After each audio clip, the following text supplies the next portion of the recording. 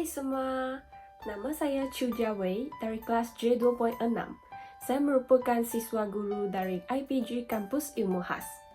Dan hari ini saya ingin berkongsi ilmu dengan anda tentang apakah peranan ejen sosialisasi dalam pembentukan sosialisasi masyarakat. Sebelum saya mulakan, apakah itu sosialisasi? Pertama sekali, sosial merupakan segala yang berkaitan tentang perihal masyarakat dan kemasyarakatan. Sosialisasi pula merupakan proses seseorang individu belajar untuk mengenal dan menghayati norma-norma dan nilai-nilai dalam pembentukan sikap dan personaliti agar dia dapat berpartisipasi dalam sekelompok masyarakat. Proses sosialisasi juga merupakan proses sepanjang umur dan berlaku secara sedar ataupun tidak sedar. Tanpa sosialisasi, seseorang masyarakat itu tidak dapat berinteraksi, bekerja sebagai satu kumpulan, dan melakukan kawalan diri. Terdapat pelbagai ejen sosialisasi seperti guru, sekolah dan institusi, keluarga, komuniti dan masyarakat, media massa, dan rakan sebaya. Pada zaman moden ini, guru telah diberi tanggungjawab untuk memberi pendidikan dan menghasilkan perubahan ke atas kendiri dan muridnya.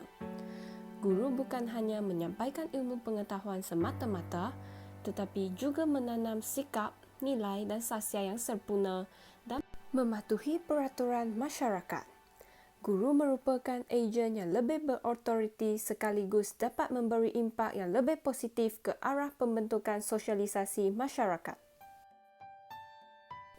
Para guru terutamanya di peringkat sekolah rendah merupakan ejen sosialisasi yang penting dalam membentuk sosialisasi dan kesedaran generasi muda mengenai tanggungjawab mereka sebagai seorang warga negara.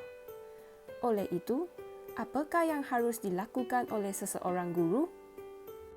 Pertama sekali, guru hendaklah menjadi suri teladan yang baik kepada pelajar. Hal ini dikatakan demikian kerana segala tingkah laku yang dilakukan oleh guru mudah mempengaruhi seseorang pelajar. Seseorang pelajar mudah menginterpretasi segala sesuatu yang dilakukan oleh guru sama ada cara bertutur dan tingkah laku.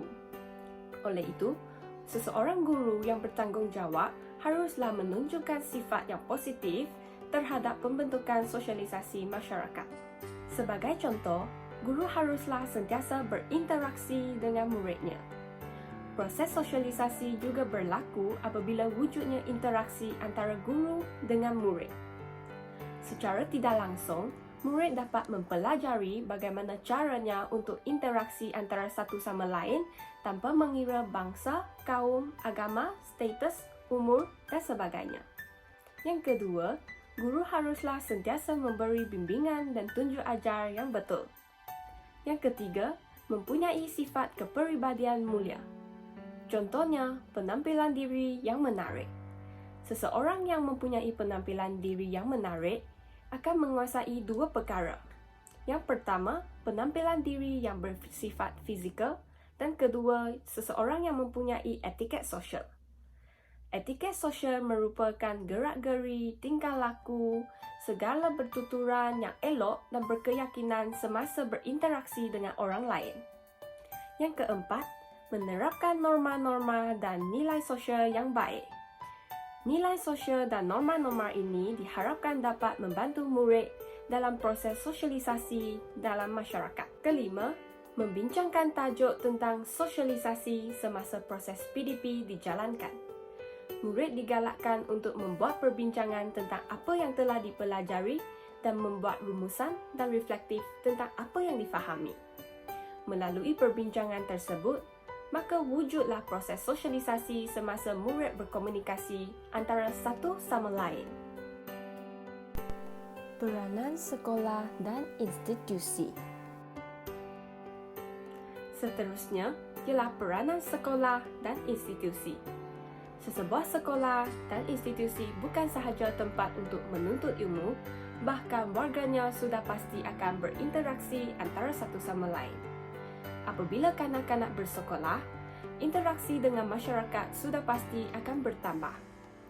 Oleh itu, apakah yang harus dilakukan oleh sebuah sekolah dan institusi untuk pembentukan sosialisasi masyarakat? Yang pertama, sesebuah sekolah dan institusi tersebut haruslah menekankan ajaran pendidikan moral. Hal ini dikatakan demikian kerana murid dapat mempelajari akhlak dan nilai moral semasa berinteraksi dengan orang lain. Melalui penekanan pendidikan moral ini, maka wujudlah proses sosialisasi yang berkesan. Kedua, sekolah dan institusi juga haruslah mengadakan kempen sebanyak 2 kali setahun. Yang ketiga, mengadakan aktiviti ko-kurikulum. Hal ini lantaran aktiviti ko-kurikulum merupakan aktiviti yang amat penting dan signifikan bagi sesebuah sekolah dan institusi. Proses sosialisasi juga akan wujud dan berlaku apabila aktiviti ini dijalankan. Murid dapat meluaskan persahabatannya dengan orang lain berasaskan bakat dan minat yang sama. Justru itu, murid juga dapat mempraktikkan konsep kepimpinan melalui aktiviti ko-kurikulum. Melalui konsep kepimpinan persatuan ini, murid dapat berinteraksi dengan khalayak masyarakat yang lebih ramai. Peranan keluarga. Keluarga adalah ejen sosialisasi yang banyak mempengaruhi perkembangan kanak-kanak. Lazimnya, ibu bapa akan mengajar anak-anaknya mengenai apa yang harus dilakukan dan apa yang harus dilarang. Daripada ibu bapa, kanak-kanak itu akan mempelajari kemahiran, sikap, norma dan nilai-nilai seperti kejujuran, amanah, rajin dan hormat menghormati. Oleh itu, apakah yang harus dilakukan oleh ibu bapa? Selain itu, ibu bapa juga memainkan peranan yang amat penting dan signifikan dalam membentuk sosialisasi dalam sesebuah keluarga. Hal ini lantaran ibu bapa merupakan orang yang paling rapat dan dekat dengan anak mereka. Oleh itu, ibu bapa haruslah menunjukkan teladan yang baik supaya dapat wujud sosialisasi yang berkesan. Kegagalan ibu bapa dalam menunjukkan contoh dan teladan yang baik akan mempengaruhi anak mereka juga. Kedua, melentur bulu biarlah dari rebungnya. Jelas menunjukkan bahawa ibu bapa harus mendidik anak mereka sejak mereka kecil lagi. Ibu bapa haruslah menerapkan nilai dan pengetahuan tentang kepentingan sosial, bagaimana cara berinteraksi dengan orang lain, bersosial dengan bersopan santun dan sebagainya. Ketiga, setiap ahli keluarga haruslah sentiasa meluangkan masa bersama-sama. Sebagai contoh, makan bersama, sentiasa berbual-bual, berkongsi masalah dan sebagainya. Dengan ini, maka wujudlah proses sosialisasi yang berkesan. Peranan masyarakat dan komuniti. Masyarakat merupakan sekumpulan manusia yang hidup bersama di sesuatu tempat dengan aturan dan cara tertentu. Masyarakat merupakan jaringan perhubungan antara pelbagai individu yang merujuk kepada pergaulan dan keseluruhan hubungan sosial. Peranan yang dapat dimainkan oleh masyarakat dan komuniti yang pertama, iaitu membentuk sosialisasi dalam diri dahulu. Masyarakat haruslah berinteraksi secara positif antara satu sama lain. Masyarakat juga boleh mengubah sikap dan tingkah laku yang tidak sopan melalui teguran. Peranan rakan sebaya. Rakan sebaya merupakan kumpulan remaja yang sama dari segi umur, pendidikan atau kelas sosial dan minat. Kanak-kanak lazimnya menggunakan rakan sebaya sebagai panduan apabila menilai dirinya dari segi tingkah laku, personaliti, kemahiran serta kebolehan. Sosialisasi melalui rakan sebaya adalah yang paling efektif berbanding dengan sosialisasi melalui keluarga. Pengaruh rakan sebaya juga merupakan ejen sosialisasi yang penting dalam pembentukan sosialisasi masyarakat. Pertama sekali, seseorang remaja haruslah bijak memilih kawan. Seseorang remaja tersebut haruslah berkawan dengan rakan yang bersikap positif. Dengan ini, remaja tersebut akan menyerap nilai-nilai murni dan akhlak semasa bersosialisasi daripada rakan sebayanya.